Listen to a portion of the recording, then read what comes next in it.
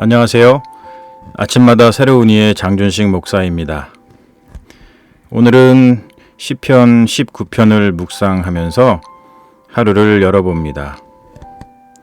시편 19편은 크게 두 가지 내용으로 나눌 수 있는데요.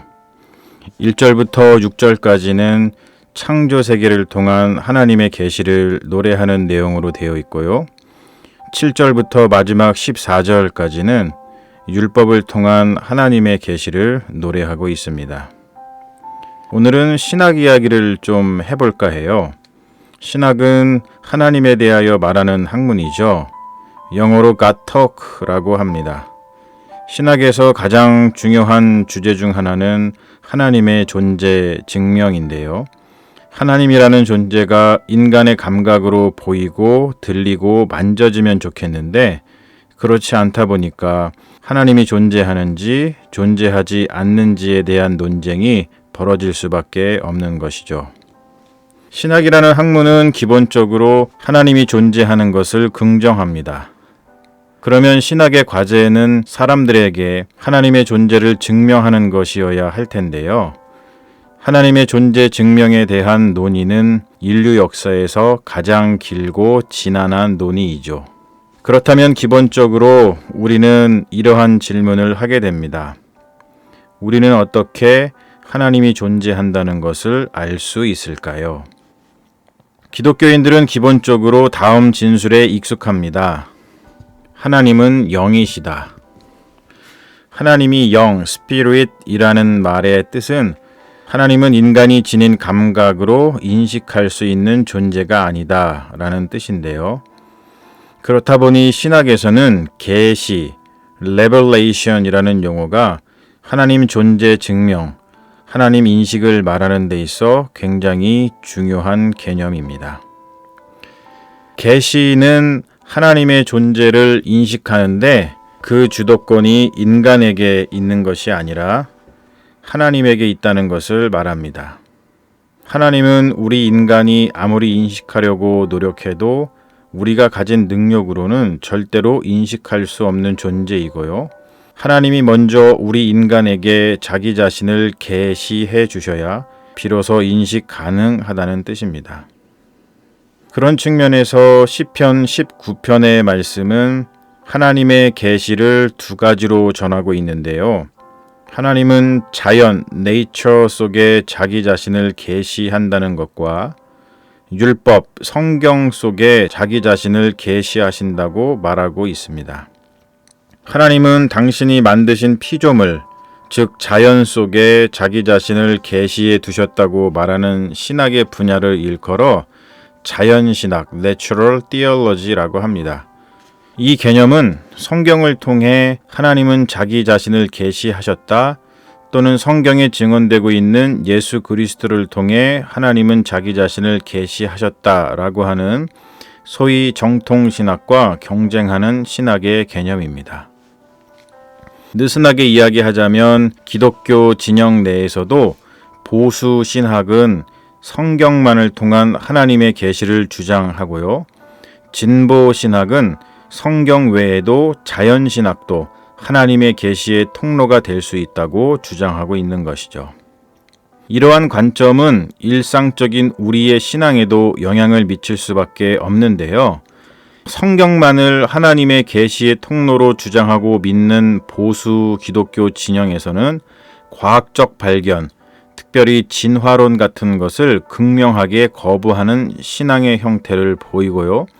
자연신학을 받아들이는 기독교 진보 진영에서는 과학의 발견을 적극 수용하여 기독교 신앙을 재구성하고 있죠. 어떠한 신앙의 형태가 옳다라고 단정적으로 말하기에는 여러 논쟁이 있고 타협하기 어려운 신학적인 포인트들이 있는데요. 그러한 복잡한 신학 논쟁들은 잠시 내려놓고 오늘 시편 19편에서 시인이 말하고 있는 아름다운 언어들을 조금 더 살펴보면 우리의 마음이 신학적 논쟁으로 어지러워지는 것이 아니라 그것을 뛰어넘는 아름다움을 발견할 수 있을 것입니다. 1절에서 4절을 눈여겨보면 시인이 아주 신비로운 말을 하고 있는 것을 발견하는데요. 자연이 하나님을 계시하고 있다고 말하고 있습니다. 자연신학을 말하는 것이죠. 그 방식이 매우 신비롭습니다. 날은 날에게 말하고 밤은 밤에게 지식을 전하니 언어도 없고 말씀도 없고 들리는 소리도 없으나. 여기서 지식이란 하나님을 아는 지식이겠죠. 그런데 한국어로 말하고로 번역된 말은 야비야라는 히브리어인데요. 물이 쏟아져 나오는 형상을 나타내는 말입니다. 그러니까 자연은 하나님을 아는 지식을 쉬지 않고 솟아나오는 샘물처럼 지속적으로 풍성하게 흘러보내고 있다는 뜻입니다. 와, 그렇다면 우리가 당연히 자연이 계시하는 하나님을 알아볼 수 있어야 할 텐데요. 왜 우리는 그렇지 못할까요? 바로 이것 때문인데요. 자연이 물처럼 쏟아내는 하나님을 아는 지식은 언어도 없고 말씀도 없으며 들리는 소리도 없기 때문입니다. 우리 인간이 가지고 있는 감각적 기관을 통해 보고 듣고 만질 수 있는 방식으로 자연이 하나님을 아는 지식을 우리에게 전달하고 있는 것이 아니기 때문에 자연이 하나님을 아는 지식을 물처럼 쏟아내고 있어도 우리 인간이 그것을 알 수 있는 게 아니라는 뜻이죠. 게다가 시인이 묘사하고 있는 하늘에 떠 있는 태양을 보세요. 성경시대 당시에는 과학적 지식이 모자랐던 관계로 신화적 세계관을 가진 세계였는데요. 많은 이들이 하늘에 떠 있는 태양을 신, 하나님으로 인식하던 때입니다. 태양신을 모시던 사람들이 많았었죠. 그런데 시인은 그렇게 생각하는 사람들에게 단호하게 이렇게 말하고 있는 겁니다. 태양은 신이 아니라 하나님의 피조물이다. 창조신앙을 고백하고 있는 것이죠. 그러면서 태양을 아주 활기차게 묘사하고 있는데요.